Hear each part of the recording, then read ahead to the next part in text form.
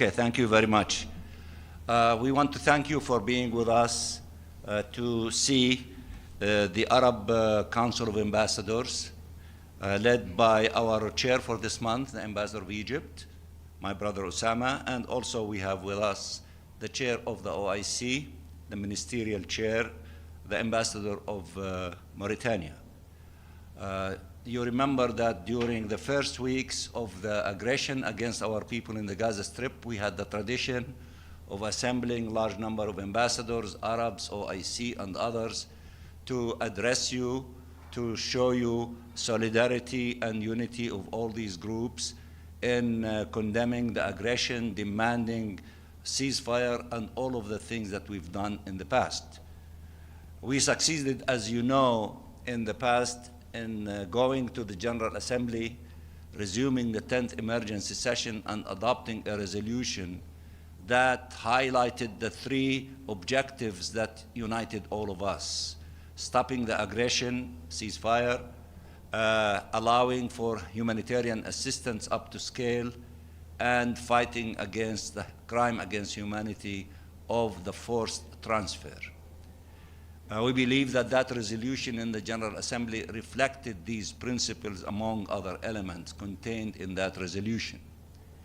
Then 3 weeks after that, we succeeded collectively and others of having a resolution adopted in the Security Council, Resolution 2712, which on the basis of that resolution and the resolution in the General Assembly, arrangements took place of having a halt of the fighting for a number of days, was extended to other days, extended to other days, that allowed for, among other things, for the release of prisoners and the hostages. And I believe that families from both sides were very joyful to see their loved ones go back to be part of their families. We thought that that behavior will be leading to a permanent ceasefire. Unfortunately, those who are eager to continue the fighting and the bloodshed, and they do not value the life of Palestinian children and thousands of civilians who have been killed or injured or still under the rubbles, or the orphans, which we were told that there are in the thousands, Palestinian orphans, that also we need to find ways to deal with them and to take care of them. So now we are resuming this activity, and prepare yourself to see us every day. In fact, tomorrow at 11 o'clock, we will assemble here, but tomorrow the number of ambassadors will be larger because we are inviting the 57 members of the OIC to be with us, so that we can make our message clear, crystal clear, and as strong as possible in condemning what is happening and demanding, an immediate ceasefire to stop the aggression, to stop the fighting. During the weekend and yesterday and the day before, we in the Arab group, we were in full consultations, and we had an emergency meeting yesterday in which we observed and analyzed what is happening globally speaking. We took note of the summit of the Gulf states, in which they called, among other things, for an immediate ceasefire. We observed the UN system and all organizations saying that their systems are on the verge of complete collapse, and therefore they are demanding a ceasefire to be able to function. We noted the message of Mr. Borrell, the Foreign Minister of the European Union, in which he said, on the basis of the situation of UN agencies who are calling for a ceasefire, in essence, he is also calling for a ceasefire. And a few minutes ago, I thought that the SG is telling me a secret. He told me there is a secret, there is an announcement today. But then a few minutes ago, he published a letter to the Security Council telling them that the humanitarian situation is so catastrophic in the Gaza Strip, and he is asking again for an immediate humanitarian ceasefire. Based on all these things, we came also before them to the conclusion that we cannot move further without having the Security Council shouldering its responsibility and to act or react to a draft resolution calling for a ceasefire. We are in the final moments of fine-tuning the language. We might be in a position to announce to you maybe before the end of the day of a step in that direction to be taken place before the end of this week. We wanted to share these things with you. It is our collective duty to try, to push the Security Council to respond to all these requests and demands. A delegation of our ministers, the combined Arab and OIC ministers, will be in Washington, D.C. tomorrow. They will engage the U.S. officials with a view of all of the things that we are saying and other things, I am sure. But on top of the agenda is this war has to stop, a ceasefire has to take place, and it has to take place immediately. The security advisor of the Vice President of the United States contacted my president this morning, and our president pressed very clearly immediate ceasefire, humanitarian assistance at scale, stopping the transfer, the forced transfer, and the United States to play a role to act in order these things to happen. So as you see, there are a lot of things are converging together, and it has to produce an immediate ceasefire to allow also for our brothers in Qatar and in Egypt to continue with their efforts to resume the exchange of prisoners and detainees and captives, so that practice that took place about a week ago, to go back to it, because it has value to all concerned parties. This is what I wanted to share with you before I give the floor to my brother from Egypt. But let me say a few things in Arabic. نعود إلى ممارسة الدور الذي قمنا به كمجموعة عربية وإسلامية وآخرين في الحديث معكم بشكل يومي عن آخر التطورات. الأمور بعد العدوان الهمجي الذي لم نشهد له مثيلا في الجزء الجنوبي من قطاع غزة، وتحديدا مدينة خان يونس، تطلب ويتطلب منا جميعا، كما دعت إلى ذلك قمة دول الخليج بوقف الإطلاق النار من ضمن عدة مسائل أخرى، وكما ينادي الأمين العام وكل منظمات الأمم المتحدة بأن أجهزة الأمم المتحدة في غزة الآن على وشك الانهيار الكامل. لذلك الأمين العام يدعو إلى وقف إطلاق نار إنساني فوري. بوريل يدعو ويرتكز على موقف الأمم المتحدة في الدعوة لنفس الشيء. نحن في المجموعة العربية منذ الويك إند ونحن في تواصل ما بيننا، وعقدنا اجتماعا طارئا البارحة، ونحن بصدد وضع اللمسات الأخيرة على مشروع قرار محدد يدعو إلى وقف إطلاق نار والمراقبة حول تنفيذ هذا الوقف لإطلاق النار من قبل أجهزة الأمم المتحدة، من قبل الأمين العام.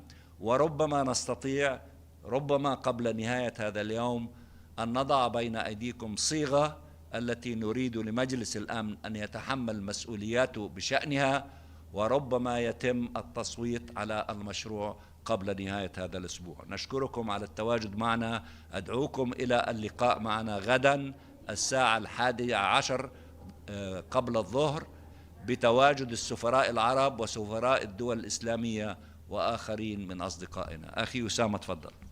Thank you very much, Dr. Riyad Mansour. Not much to add to what my dearest brother, Dr. Riyad Mansour, has stated, the Arab group is fully geared and mobilized to deal with the catastrophic situation that is happening before our eyes in Gaza in general, in southern Gaza. The worst of our fears is happening. We have been warning against the resumption of the military aggression, the Israeli military aggression, and hundreds of thousands of our brothers and sisters of Palestine are abandoned without a shelter in southern Gaza.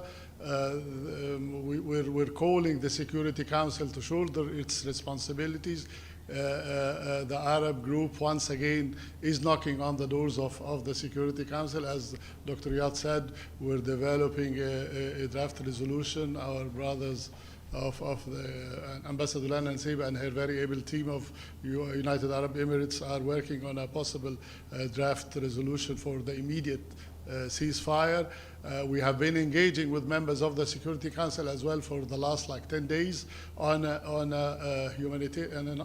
call to have an enhanced humanitarian response mechanism to our brothers and sisters of Palestine in Gaza, trying to make all the crossings fully operational and to use and to authorize the UN to do the vetting, to do the uplifting and up to scale humanitarian flow of humanitarian assistance. This is long overdue. The Arab ministers are about to meet in Washington, D.C. Within the coming few days to pay a visit. We're in consultation with all the permanent members. We will meet at the Arab group as well later today with the President of the Security Council. This is, as Dr. Riyad said, it's high time. The Secretary General has pronounced himself repeatedly on the call to have an immediate humanitarian ceasefire, and we would not tolerate any more of the lip service. We could not. I mean, it's a humanitarian catastrophe before the eyes of everyone, and we want the Security Council to shoulder its responsibility and to intervene before we would reach a level where it would threaten the peace and stability in the Middle East. This is what I would do. Thank you. بدك تتكلم شيء؟ بدك تتكلمي؟ Okay, بس let me just say before I give the floor to my sister, the ambassador of Qatar, we met yesterday also with Karim Khan, the prosecutor of the ICC, and we had a very frank and intense discussion. We urged him to visit as soon as possible the Gaza Strip and to see with his own eyes the tragedy that the Palestinian people are going through, and to see the war crimes committed against the Palestinian people. We emphasized the need for him to make the issue of children, the 6,000 or 7,000 killed and the many thousand that could be under the rubble, as a centerpiece of his activities. And also we brought to his attention that he cannot only talk about the violence of the settlers. Settlements is a crime against humanity and war crime according to the Rome Statute and to the IHL. We emphasize these things for him, that he should be speaking about these things very clearly, and to expedite the process of the investigation, among other issues that we raised. I thought that that would be also important for you to hear that very frank discussion that we, the Arab group, had with the prosecutor of the ICC. Sister Sheikh Alia. Thank you so much, Dr. Riyad. Good morning, everyone. Let me just as well inform you, of course, the State of Qatar assumed chairmanship of the Gulf Cooperation Council during the summit-level meeting convened under the chairmanship of His Highness Sheikh Tamim bin Hamad Al Thani, the Emir of the State of Qatar, on December 5th. And of course, the GCC summit as well has called for an immediate ceasefire in Gaza to stop the bloodshed and to save lives and to alleviate the suffering of the Palestinian people. For, of course, we will definitely shoulder our efforts together with the Arab Group and the Islamic Group, as indicated by my brother Ambassador Riyadh, and we will work together on this immediate text before the Security Council on the clear-cut call on an immediate ceasefire. So we will definitely, this is something that we will focus on in the next 24 hours. Thank you very much. Just wait. You did a great job, in chairing, the meeting for the CERF. My brother, the ambassador of Mauritania, who is the chair of the OIC, wanted to reiterate a piece of information that I mentioned, but he wants to present it to you. Thank you, Ambassador. I want just to say that tomorrow we are going to organize a Stakeout here as a OIC group. I'm not going to go in the details because tomorrow you will have opportunity to listen to the OIC ambassador here tomorrow, just to confirm what Ambassador Riyadh had said. Thank you. We decided, not to take question at this time, but we will be available to you in the next hours. And you want to say something? Okay. My brother, the ambassador of Saudi Arabia, as you know, his foreign minister is the chair of the combined OIC Arab group, who will be, converging in Washington, wanted to say something. Thank you very much. Just to add that the ministerial committee mandated by the summit, the Islamic and Arab summit held in Riyadh, continuing with their efforts to address the situation in Gaza. The next capital to visit is Washington. They should be in Washington tomorrow. And the aim is to discuss with the U.S. administration the ceasefire and, of course, the humanitarian situation. Thank you.